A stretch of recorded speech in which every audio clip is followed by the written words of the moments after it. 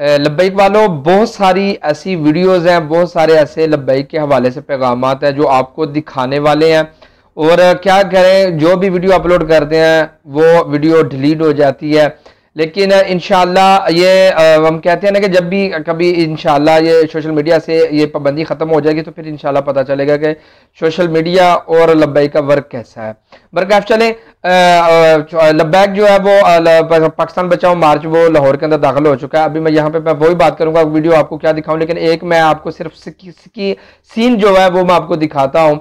वो मेरी स्क्रीन के ऊपर देख रहे हैं, माशाल्लाह ये है लब्बैक वालों का समंदर। और इस पे जो पाकिस्तान बचाओ मार्च में जब बचाओ मार्च जब लाहौर के अंदर पहुंचा तो फसाद हुसैन रिजवी साहब का जो खास पैगाम है ना, जो हर वर्कर को चाहिए कि वो हर जगह पे, उनकी हिदायत है कि ये हर जगह पे ये फैलाओ ये पैगाम। उनका ये कहना था कि कराची से लेकर यहाँ तक का जितना भी सफर हमारा गुजरा है, इसमें से कोई रेडी वाला, कोई दुकान वाला, कोई किसान, कोई भी बंदा इस बात की अगर ये गवाही दे दे, इस बात का अगर वो एतराज कर दे कि हमारा लब्बैक वालों ने जो मार्च किया है, इन्होंने हमारा ये नुकसान किया, एक केले का वो नुकसान किया है, एक वो कोई एक फ्रूट किसी चीज का भी कोई नुकसान किया है, तो हम लब्बैक वाले हाजिर हैं, हम उसका पूरा करने के लिए तैयार हैं।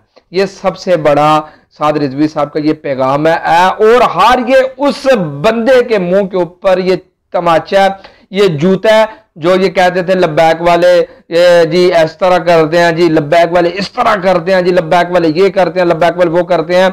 अब ये लब्बैक वालों का मैं कह रहा हूं कि अब आने वाले वक्त में सिर्फ और सिर्फ लब्बैक है। अब आने वाले वक्त में सिर्फ मुल्क पाकिस्तान का जो हुक्मरान बनेगा वो लब्बैक वालों का है।